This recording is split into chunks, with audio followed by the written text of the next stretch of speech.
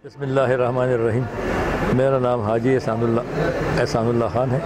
मेरा ताल्लुक़ मौज़े गुलाबाद से है, जैसे 4 में इस वक्त जो इलेक्शन हो रहे हैं उसमें सूबाई सतह पर PK-58 से जमात इस्लामी के टिकट पर इंतखाब लड़ रहा हूँ, जबकि जमात इस्लामी और जमीयत उलमा इस्लाम का MMA का इत्तेहाद हो चुका है।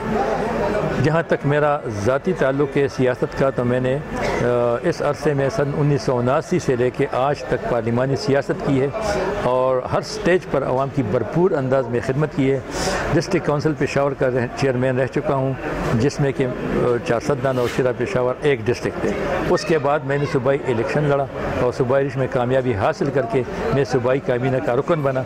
मेरे साथ 6 महकमे थे। अल्लाह के फजल से इन 6 महकमों और साथ में डिस्ट्रिक्ट काउंसिल पेशावर के चेयरमैन की हैसियत से जिस भरपूर अंदाज में खिदमत की है, ये तमाम सियासी पार्टियों के लिए लम्हे फ़िक्रिया है। और हर इलेक्शन में इसी बुनियाद पर मैं 8,000, 10,000 और 12,000 वोट लेता हूँ।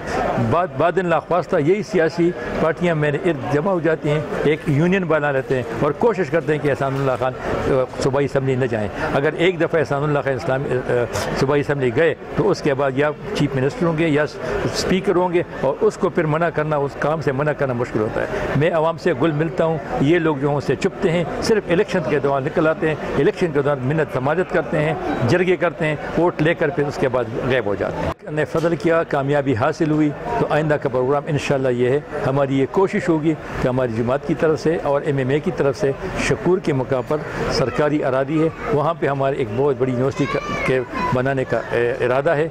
इसके अलावा ज़ेर ज़रदाद के करीब कुछ सरकारी ज़मीनें, उसमें वुमेन यूनिवर्सिटी हम बनाने का इरादा रखते हैं। इंशाल्लाह हमारी ये कोशिश होगी। और तीसरा जो है, हम बुबक के करीब सरकारी अरादी, इस पर इंडस्ट्रियल स्टेट का इरादा है।